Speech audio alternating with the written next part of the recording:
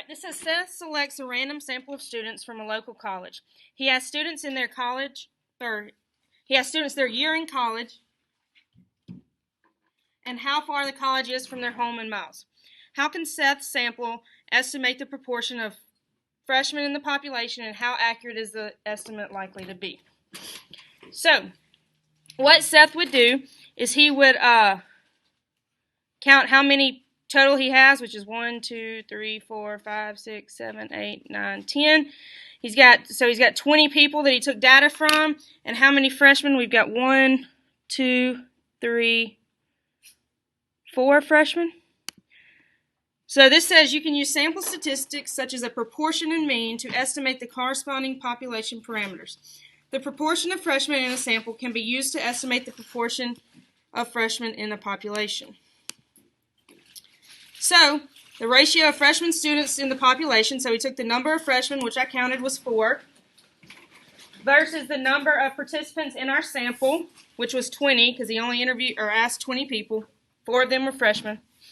So 4 out of 20, it simplifies down to 1 over 5 or 20%. 0.20, remember, is 20%. So 20% of the proportion would be freshmen. So the accuracy of this estimate depends on the number of participants in the sample and how well the sample represents the population. Larger samples usually provide a more accurate estimate than smaller samples. If by chance the sample clusters away from the true mean, estimates will not be very accurate. So it says use sample data to estimate the mean distance from home, estimate the proportion of seniors to the total population at college. So this is where it comes into our notes.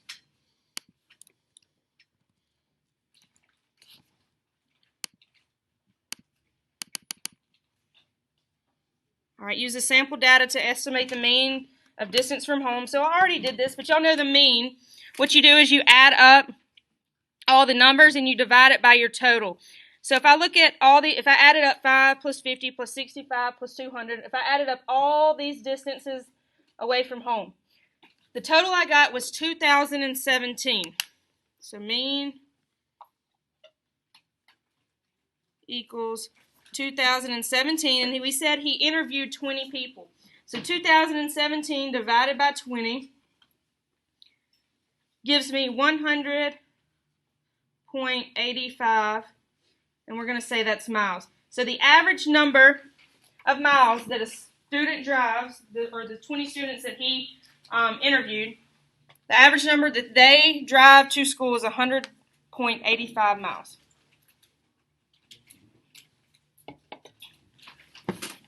Next, it says estimate the proportion of seniors to the total population at the college. So seniors, we've got none on the left hand. We've got 1, 2, 3 seniors on the right hand side that he interviewed. So seniors, 3 out of 20 of the participants that he interviewed were seniors, which gives me 0.15, or if we write that as a percentage, that would be 15% of the population that he interviewed were seniors.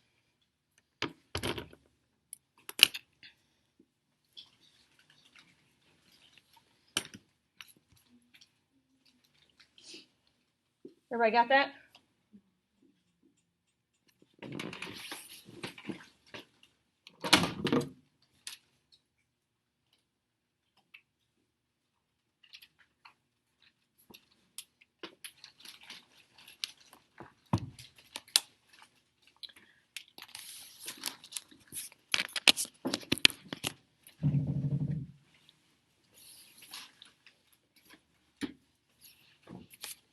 All right, the next one I'm pretty sure has a video, so because it's a very long example, I'm going to let them read it out to you. Power on, pairing.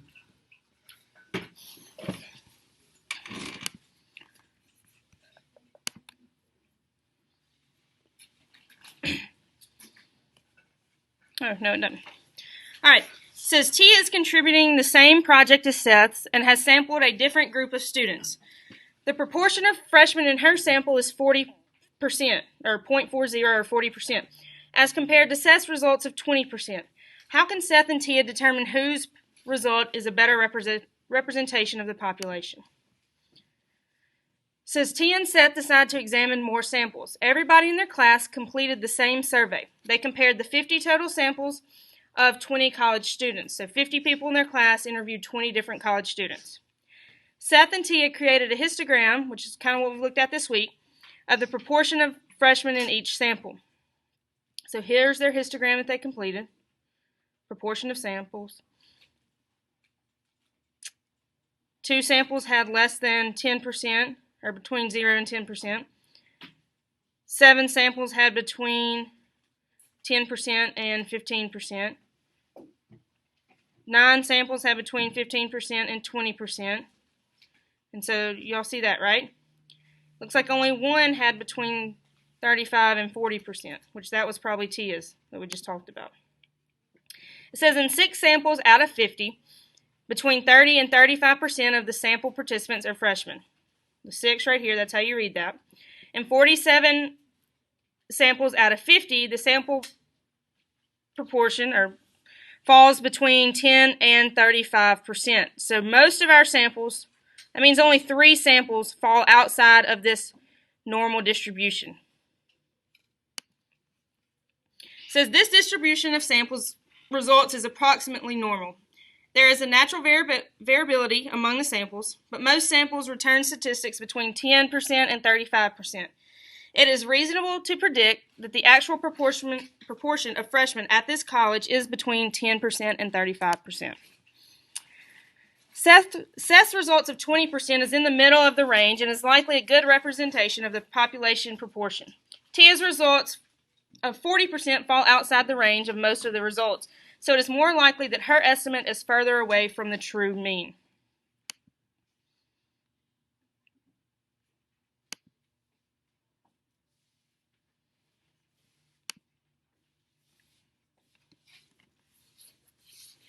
All right, next it says each classmate calculates the mean distance.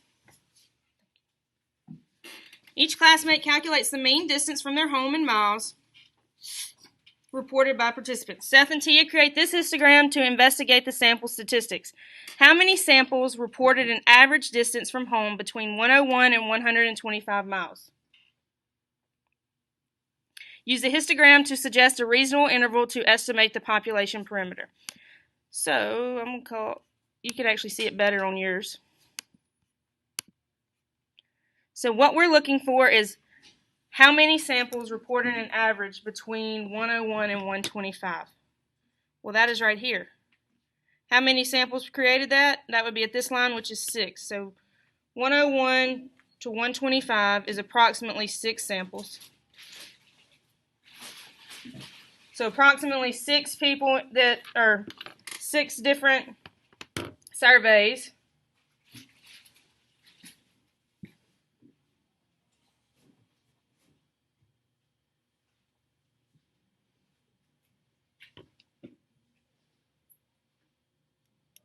Hold on just a second.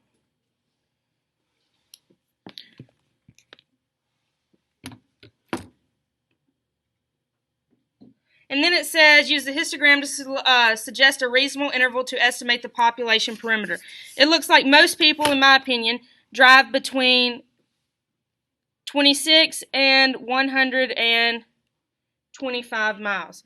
So I'm going to say, because that's most of our, that's that 95, if we're talking about what we did yesterday, that would be that 95% if this was our mean. So I would say the average distance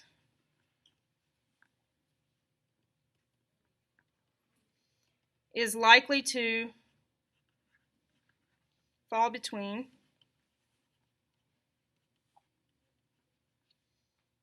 26 and 125 miles.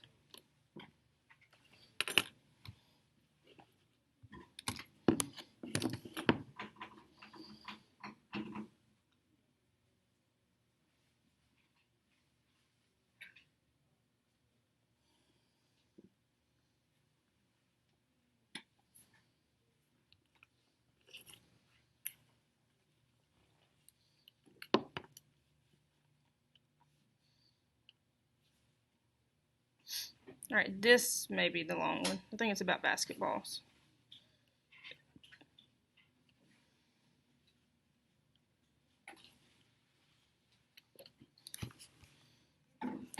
Next. Yeah, here we go.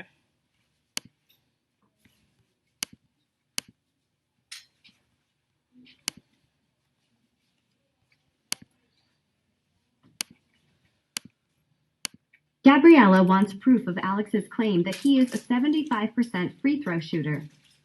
She observes Alex throw 50 free throws, of which he makes 30. Gabriella notes his 60% success rate, but Alex points out that this is a reasonable result due to the natural variability that happens from sample to sample. Is he correct? How can you use random numbers to investigate Alex's claim?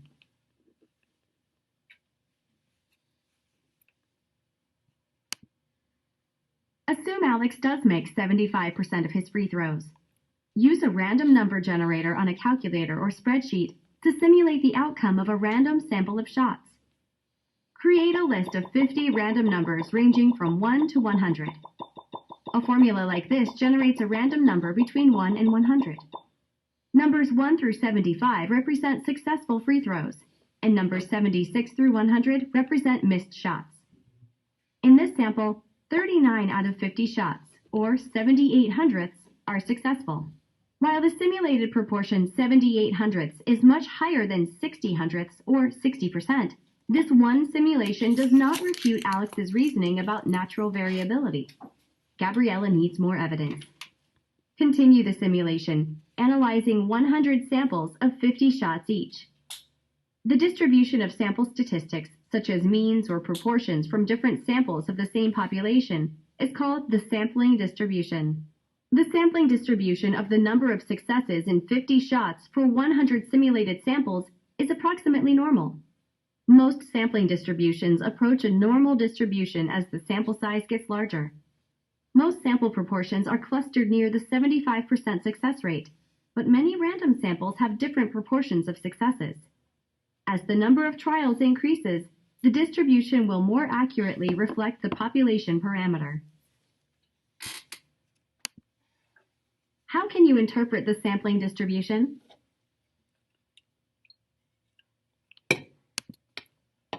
This simulated sampling distribution is based on the assumption that Alex makes 75% of his free throws. Select a range of data that is centered on the mean and includes about 95% of the samples. Most samples, 47 of 50, or 94 hundredths, have a proportion of success between 62 hundredths and 88 hundredths. This is as much as 13 hundredths above or below the central value of 75 hundredths. You can say that 13 hundredths, or 13%, represents a reasonable difference from the target that could appear through natural variability. This difference is called the margin of error. Based on the simulation, a basketball player who actually shoots free throws with 75% accuracy can reliably be expected to make 62 to 88% of free throws in a 50-shot trial. It would be very unusual for a real 75% shooter to make only 30 shots out of 50. It is likely that Alex's low performance shows that he does not make 75% of his free throws over. So it's saying that likely for him to make 60% is, or it's not likely. If he's truly a 75% shooter, he would make between 62% and 88% at any given time. So, it says, how would your conclusion in example 3 differ if you did 100 simulations of 10 shots each? How would it differ if you did 100 simulations of 1,000 shots each? So how it would differ would be simulating more shots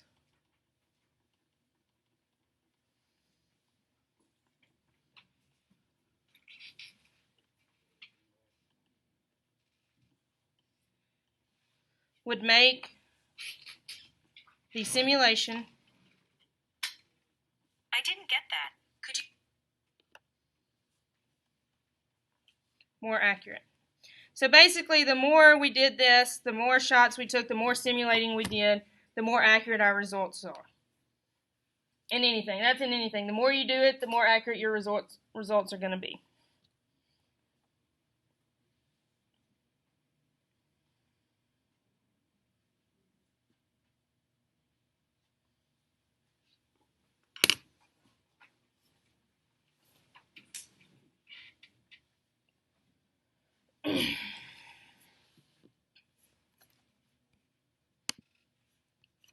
And then our last example. It says the sampling distributions of means and proportions tend to be normal. The mean of such a sampling distribution is the population parameter, and the standard deviation decreases as the sample size increases. So it's going to get more accurate as your sample size increases. According to the empirical rule, 95% of values in a normal distribution fall within 2 standard deviations of the mean. So 95% of all sample results fall within 2 standard deviations of the population parameter being evaluated. The margin of error gives the maximum expected difference between the sample results and the population parameter. And it gives you the 2 formulas. It says these formulas give the maximum difference between the parameter and the statistics for 95% of the samples. So what I did in my margin here is I wrote those 2 formulas. So we have it when it's quantitative value, which y'all know is numbers.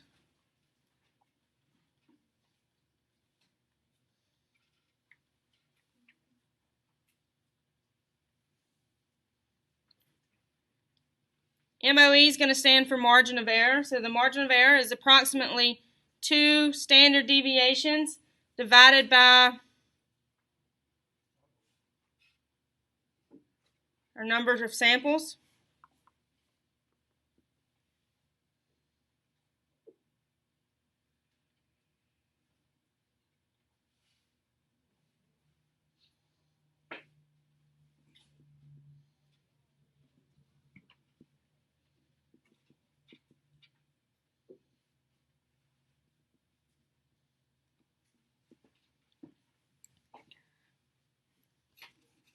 And that might be helpful if I wrote that on there. Population standard deviation and sample size.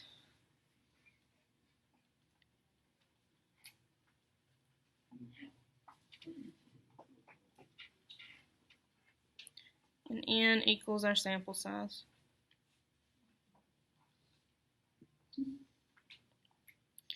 And then we have categorical data.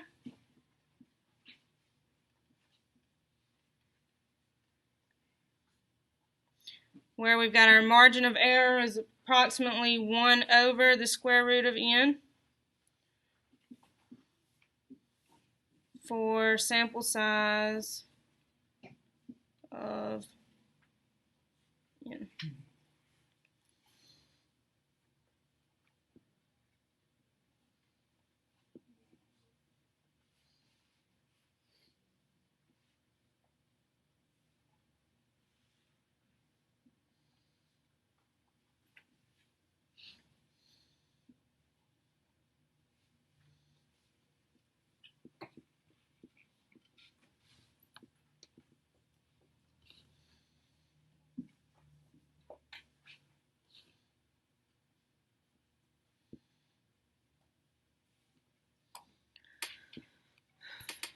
All right, so let's take a look here at example 4. It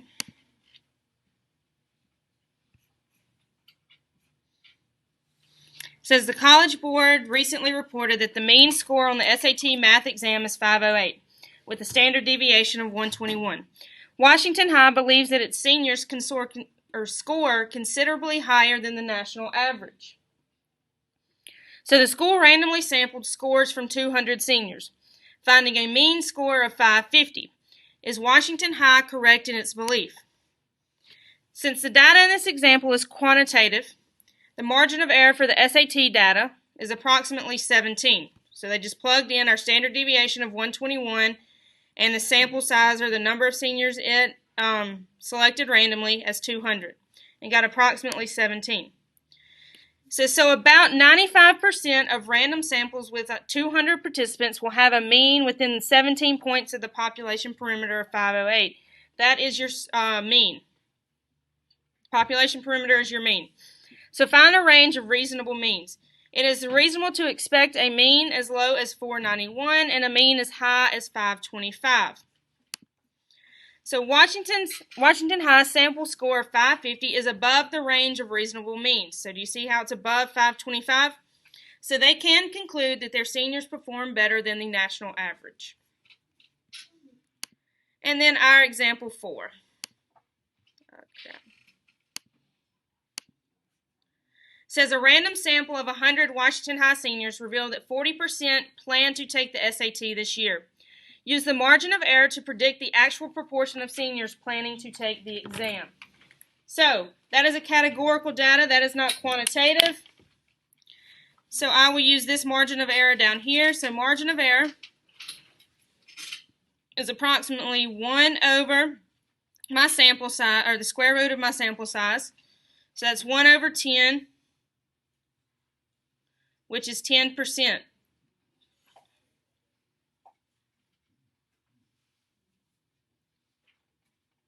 So they're predicting our mean is to be 40%.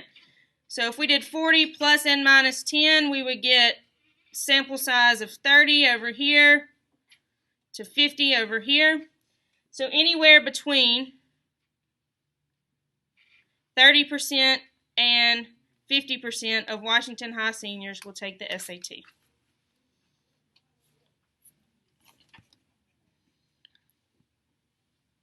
And guys, I want you to do the do you know how on that next page.